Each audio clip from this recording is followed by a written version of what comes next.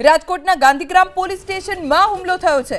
સોડાની બોટલથી Gandhigram police સ્ટેશનમાં હુમલો થયો હોવાની જાણકારી પ્રાપ્ત થઈ છે। વધુ જાણકારી અમારા સંવાદદાતા પરાક્રમસિંહ જાડેજા પાસેથી પ્રાપ્ત કરીશું। પરાક્રમ, ગાંધીગ્રામ પોલીસ સ્ટેશનમાં હુમલો થયો છે તેવા સમાચાર છે। શું ઘટના બની છે, કોણે હુમલો કર્યો, શું વિગતો? ચોક્કસ માત્ર સમાચાર નહીં પરંતુ પુરાવાઓ પણ આપણી સાથે છે। દ્રશ્યો બતાવશું રાજકોટના ગાંધીગ્રામ પોલીસ સ્ટેશનની બહારના આ દ્રશ્યો છે। બુકાનીધારી શખ્સો રાત્રિના આવ્યા હતા અને આ બુકાનીધારી શખ્સો છે તેમના દ્વારા સોડા બોટલના ઘા કરી અને હુમલો કરવામાં આવ્યો છે। પોલીસ પણ સુરક્ષિત નથી, અસામાજિક તત્વો છે તે બેફામ બન્યા છે અને રાજકોટ પોલીસના અધિકારીઓએ આવા તત્વોને કાયદાનું ભાન કરાવવાની જરૂરિયાત છે।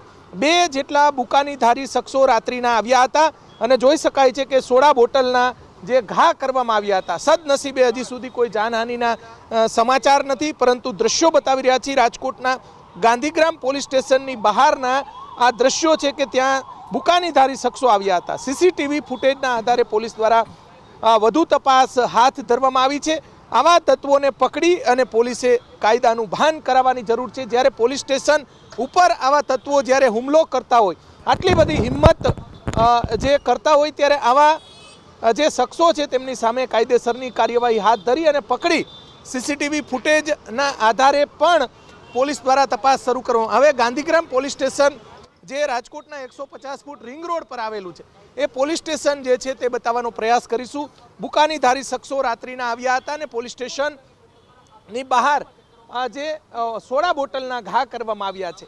સમગ્ર મામલાને લઈને રાજકોટના ઉચ્ચ પોલીસ અધિકારીઓએ આવા તત્વોને પકડી અને કાયદાનું ભાન કરાવવાની જરૂરિયાત છે। જ્યારે પોલીસ સ્ટેશન ઉપર જ્યારે હુમલો કરવામાં આવતો હોય છે, આ શખ્સો કોણ હતા, શા માટે હુમલો કરવામાં આવ્યો હતો, તે બાબતે પણ અધિકારીઓ દ્વારા તપાસ શરૂ કરવી જોઈએ। અત્યારે દ્રશ્યો બતાવી રહ્યા છીએ, રાત્રિના 2 જેટલા શખ્સો દ્વારા આ હુમલો કરવામાં આવ્યો છે અને સોડા બોટલ પણ અહીંયા અત્યારે મોજૂદ છે એ બતાવવાનો પ્રયાસ કરીશું। અને સદનસીબે કોઈ જાનહાનિ પોલીસ કર્મચારી કે અન્ય કોઈ વ્યક્તિને કોઈ જાનહાનિના રાત્રિના સમયે આ હુમલો કરવામાં આવ્યો છે, જાનહાનિના કોઈ સમાચાર નથી, પરંતુ પોલીસ દ્વારા આવા તત્વોને પકડી અને કાયદેસરની કાર્યવાહી હાથ ધરી અને કાયદાનું ભાન કરાવવાની જરૂરિયાત છે। જી।